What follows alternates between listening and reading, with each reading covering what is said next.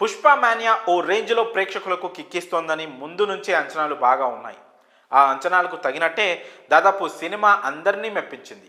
ఇప్పటి వరకు Indian film హిస్టరీలో క్రియేట్ అయిన అన్ని రికార్డ్స్ను బ్రేక్ చేసింది. భాషతో సంబంధం లేకుండా పుష్ప ప్రతి చోట తన సత్తా ఏంటో చూపించింది. ముఖ్యంగా నార్త్లో ఈ సినిమాకు బ్రహ్మరథం పట్టారు ప్రేక్షకులు. యావరేజ్ టాక్తో మొదలై తెలుగు రాష్ట్రాల్లో ఓ మోస్తారు వసూళ్లు సాధించింది. అయినా సరే పుష్ప ది రూల్ సినిమా అంతిమంగా హిట్ స్టేటస్ అందుకుంటుందంటే దానికి కారణం హిందీలో ఈ చిత్రానికి దక్కిన అసాధారణ ఆదరణే. పుష్ప 2కి ఈ రేంజ్లో బిజినెస్ జరుగుతుందంటే అది హిందీ ఆడియన్స్ పుణ్యమే.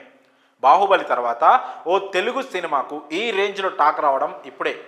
సౌత్లో మిక్స్డ్ టాక్ వచ్చినా కానీ నార్త్లో మాత్రం ఫుల్ పాజిటివ్ టాక్తోనే దూసుకుపోతుంది. నార్త్లోనే కాదు విదేశాల్లో కూడా పుష్ప 2 భారీ వసూళ్లతో దూసుకెళ్తుండడం విశేషం.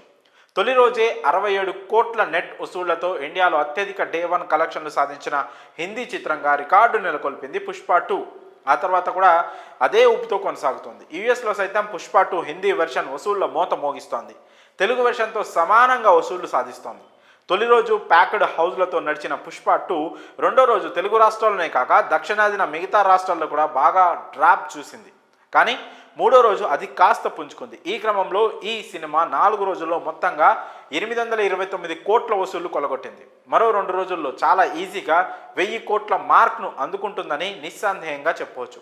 ఎక్కడో నార్త్ ఈస్ట్లోని ఈటానగర్లో పుష్ప 2 షోలు ఓపెన్ చేసి చూస్తే థియేటర్స్ ఫుల్ అయ్యాయి.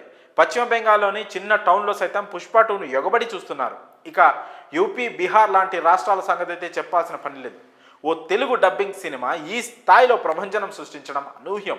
పైగా ఇప్పుడు టికెట్ ధరలు కూడా నార్మల్ అయ్యాయి. సో థియేటర్స్లో ఆక్యుపెన్సీ పెరిగే ఛాన్సెస్ ఇంకా ఎక్కువయ్యాయని చెప్పి తీరాల్సిందే. రానున్న రోజుల్లో ఇంకా ఎలాంటి రికార్డ్స్ను క్రియేట్ చేస్తుందో చూడాలి.